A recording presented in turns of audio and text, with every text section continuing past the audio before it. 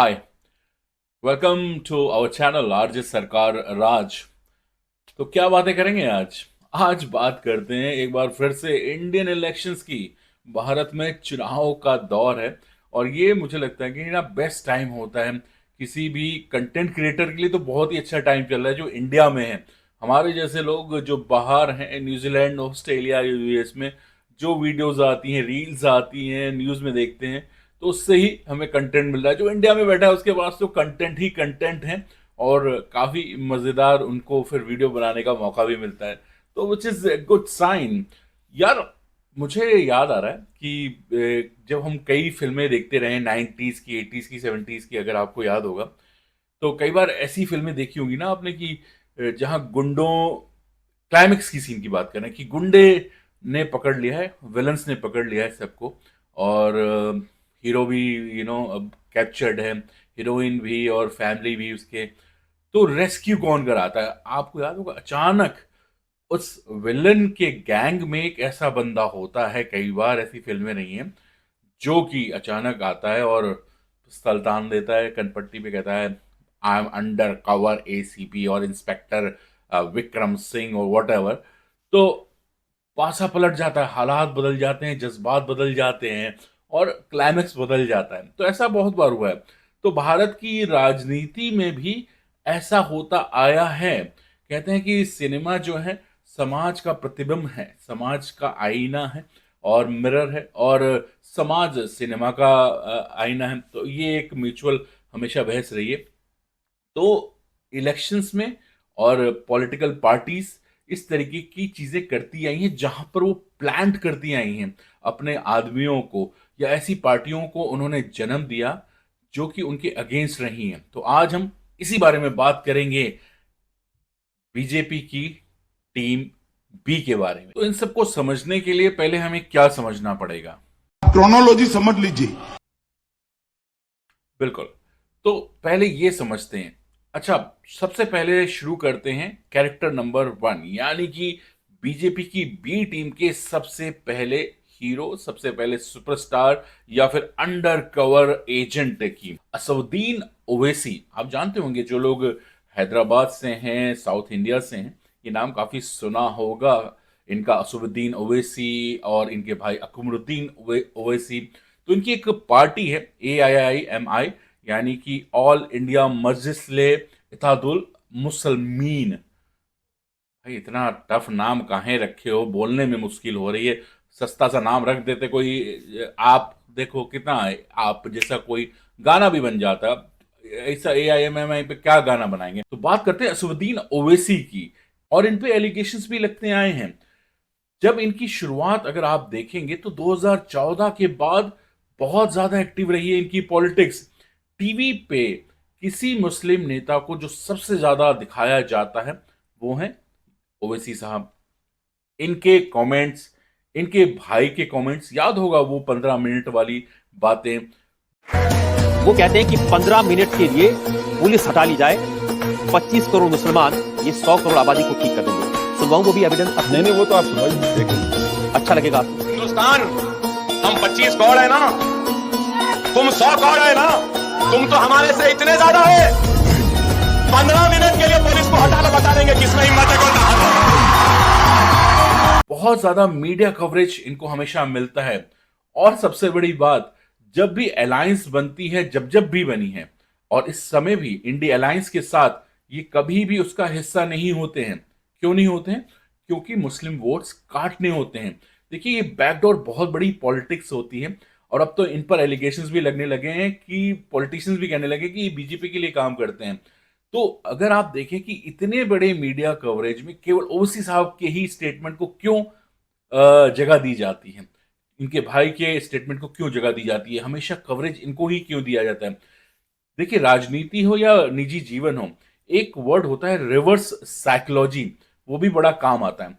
आप अगर पूरे सिनेरियो को समझेंगे आजकल क्या हो रहा है हर जगह, चाहे ओपोजिशन हो, चाहे आम जनता हो, चाहे एंटी बीजेपी हो या प्रो बीजेपी हो, आप कहीं ना कहीं मोदी बीजेपी, बीजेपी मोदी, इसी का प्रचार खुद खुद ब खुद हो रहा है। यानी कि हमेशा साइकोलॉजी में भी ये कहा गया है कि, और खासतौर पर राजनीति की साइकोलॉजी में, कि अपने अपोजिशन लीडर्स का भी नाम नहीं लिया जाता, कहीं ना कहीं उनकी आप पब्लिसिटी करते हो। तो ओवरऑल अगर आप पिछले 10 सालों का सिनेरियो देखिएगा तो एकमात्र मुस्लिम नेता के तौर पर ओवैसी साहब को ही प्रोजेक्ट किया गया। जो भी इलेक्शंस रहे, चाहे वो लोकसभा के इलेक्शंस हों, चाहे वो विधानसभा के इलेक्शंस हों, स्टेट इलेक्शंस, हर जगह ये गए। इन्होंने बाकी पार्टियों के साथ अलायंस नहीं किया, वोट काटे मुस्लिमों के। बिहार की आपने देखा होगा बिहार में किस तरीके से वोट कटे, जिसके कारण प्रॉब्लम हुई, और भी स्टेट्स में। सो असदुद्दीन ओवैसी ये एक सुपरस्टार है बीजेपी के, टीम बी के, जो अंडर कवर बीजेपी के लिए ही काम कर रहे हैं। तो जागो भारत जागो और सोचो कि क्या हो रहा है, किस तरीके से रिवर्स साइकोलॉजी खेली जा रही है। और आप इनके और उनके भाई के स्टेटमेंट्स देखिए, इतने हार्डकोर। भाई इस तरीके के स्टेटमेंट किसी आम पब्लिक ने दिए होते, आप देखते होगे एक आम जनता अगर छोटी सी बात कह देते किस तरीके से जेल चले जाते हैं, वीडियोस आते हैं सॉरी बोलने वाले। इवन न्यूज चैनल के एंकर्स ने भी चू से चा कर दी। तो भाई चैनल का चैनल खरीद लिया जाता है अडानी के थ्रू। और भाई कई पत्रकार लोग कहते हैं कि मैं यहां से अब विदा लेता हूं।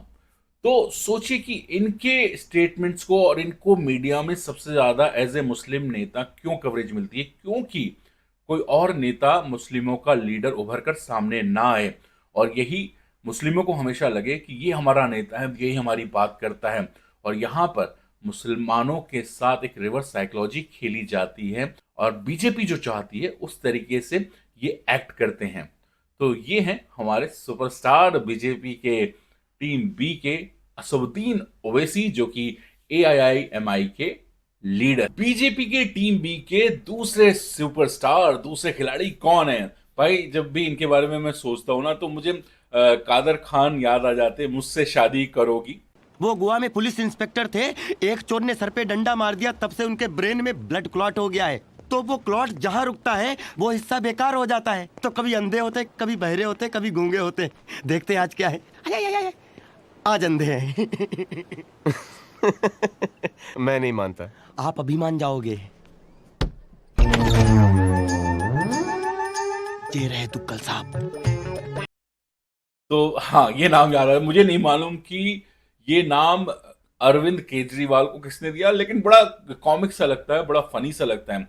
अच्छा, अब अरविंद केजरीवाल की आप जर्नी को सोचिए, किस तरीके से वो उभरे थे। अन्ना जो मूवमेंट शुरू हुआ था कांग्रेस के अगेंस्ट, बिल्कुल कांग्रेस के बारे में बोल के, और बिल्कुल एक मास लीडर की तरह उभर कर आए थे ना। तो क्या अरविंद केजरीवाल बीजेपी की टीम बी के हिस्सा है, क्या सुपरस्टार है? तो आप अगेन एक और चीज समझिए जो कि अमित शाह कहते हैं, क्रोनोलॉजी समझ लीजिए। अरविंद केजरीवाल अन्ना मूवमेंट से उभरे और फिर ऑफ कोर्स उन्होंने पार्टी बनाई, इलेक्शंस लड़े, इलेक्शन लड़ने के बाद जीते। और उसके बाद क्या हुआ कि जिस पार्टी के अगेंस्ट उन्होंने सबसे ज्यादा अपना कैंपेन किया था, यानी कि कांग्रेस, उनका सहारा लिया। ठीक है, और आप अब अगेन अरविंद केजरीवाल के स्टेटमेंट को देखिए, हार्डकोर स्टेटमेंट, किस तरीके से वो बीजेपी के लीडर्स को, बीजेपी को किस तरीके से बोलते हैं, जो स्टेटमेंट होते हैं।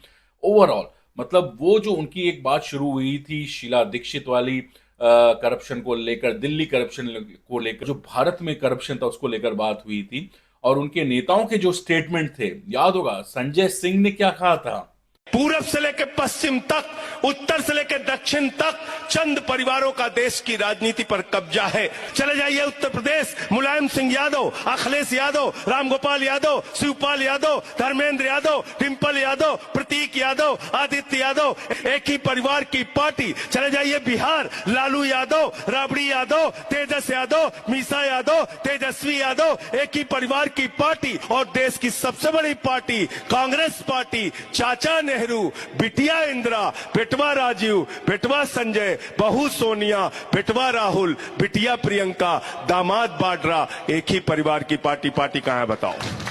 राहुल गांधी उभरते हुए नेता हैं देश के। कब तक उभरेंगे? अखिलेश यादव युवा नेता, और एक ये 50+ वाले युवा नेता काफी हैं। जनता के लिए एक सकारात्मक सोच रखने वाले लालू यादव सामाजिक न्याय के लिए बड़ी लंबी लड़ाई लड़ने वाले। सोनिया गांधी बहुत ही सीजन्ड पॉलिटिशियन जिसको कि आप ये मानेंगे कि आज तक उन्होंने मर्यादा को पार नहीं किया और उन्होंने एक उदाहरण प्रस्तुत किया राजनीति। बहरहाल ये तो पॉलिटिक्स चलती रही। पिछले इलेक्शंस में भी क्या बोला था अरविंद केजरीवाल ने कि अमित शाह और मोदी आएंगे तो संविधान खतरे में हो जाएगा। अगेन मैं बोल रहा हूं कि ये कहीं ना कहीं एक साइलेंट कैंपेनर हैं बीजेपी के। आप देखिएगा किस तरीके से एक्टिवली बीजेपी मोदी बीजेपी, कहीं रिवर्स साइकोलॉजी खेली जाती है जनता के दिमाग पर कि इस पार्टी का और इस नेता का नाम बार बार बताया जाता है, उनको और भी ज्यादा एग्जिस्ट करवाया जाता है। ठीक है ना, सोचिएगा पूरे मुद्दे में। और इन सभी के बीच अचानक एक लिकर स्कैम होता है।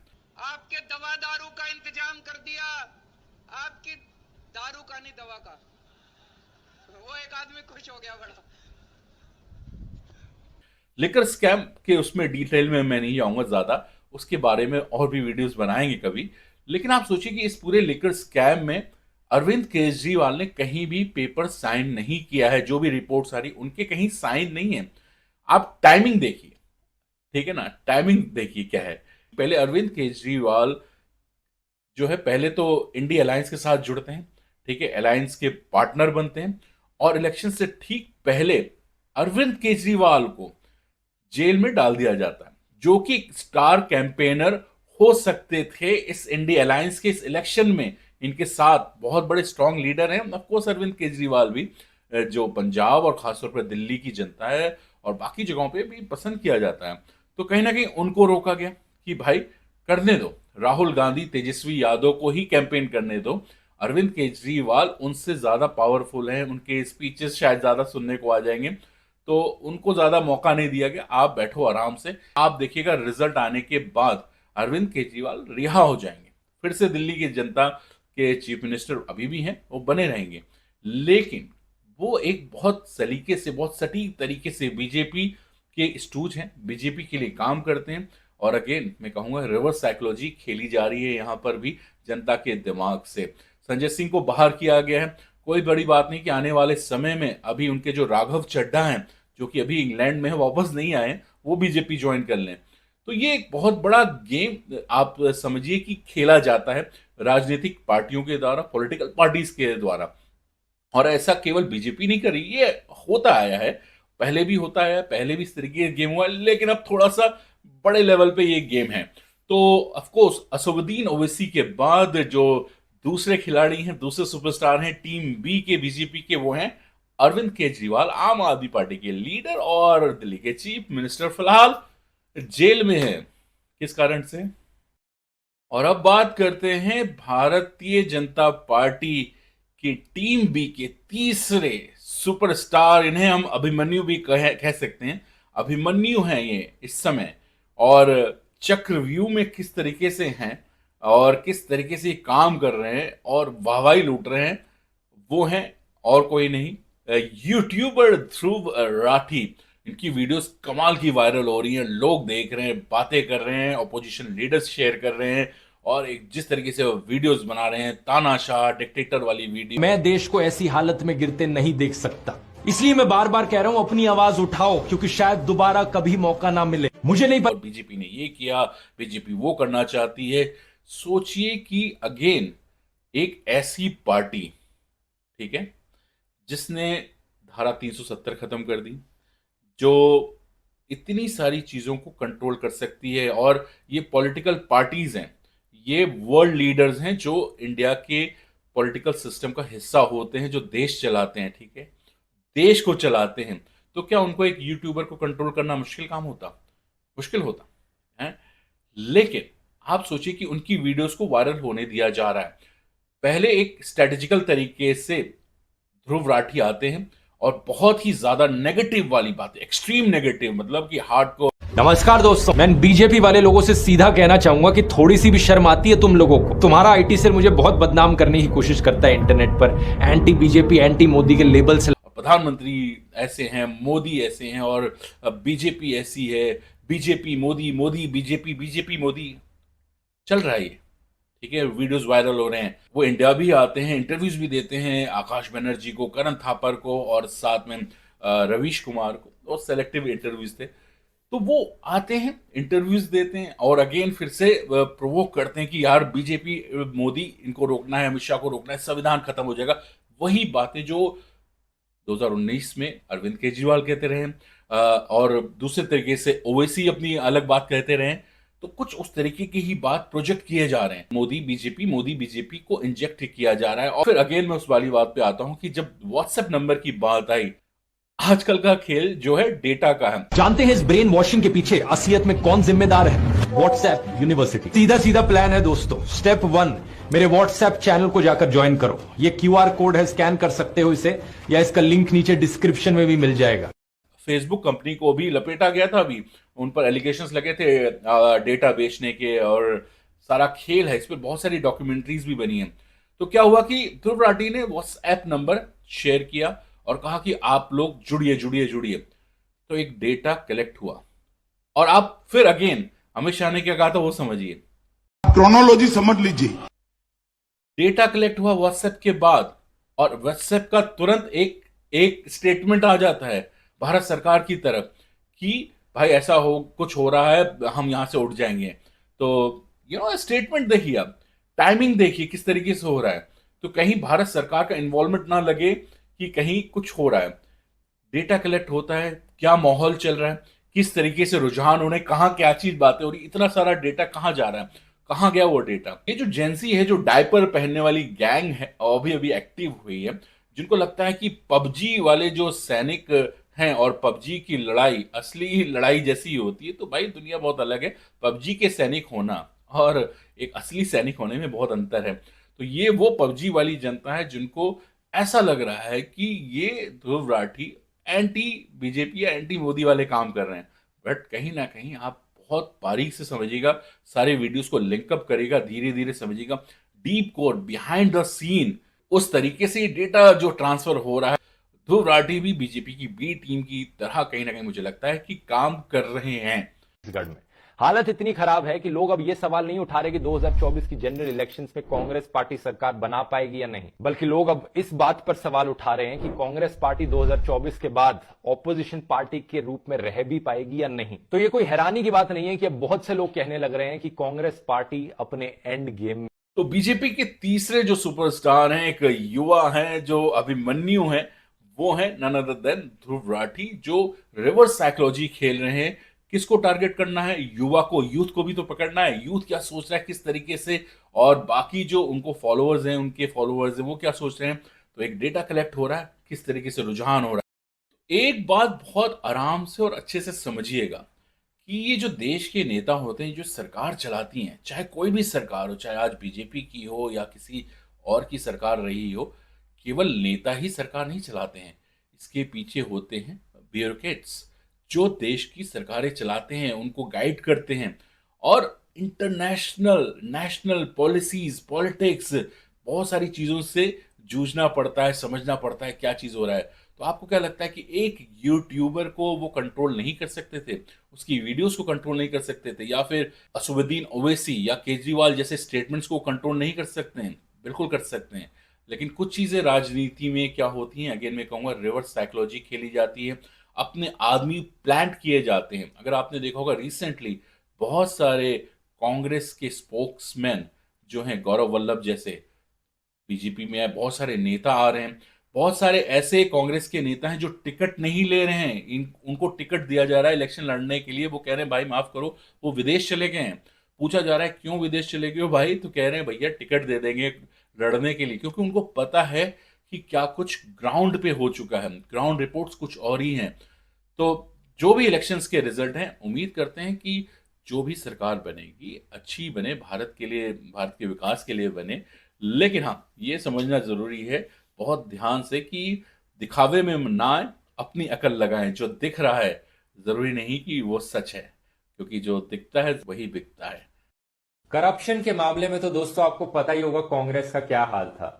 इन 10 सालों में जितना करप्शन हुआ है उतना शायद किसी भी टाइम पे इंडिया की इंडिपेंडेंट हिस्ट्री में किसी और सरकार ने नहीं किया। 2G scam, 3G scam, Adarsh scam, Satyam scam, coalgate scam, CWG scam, solar scam, cash for vote scam, स्कैमों की गिनती नहीं खत्म होती। ये सब क्या देखना पड़ रहा है? अच्छा है मैं अंधा हूँ। तो चलिए फिर मेरा ये चैनल को खत्म करते हैं, सब्सक्राइब और अगले करें वीडियो में फिर से मुलाकात और मेरे होगी। हर अपना अपडेट ध्यान रखिएगा। Till then, आपको मिले, इसके लिए बेल आइकन जरूर दबाइएगा।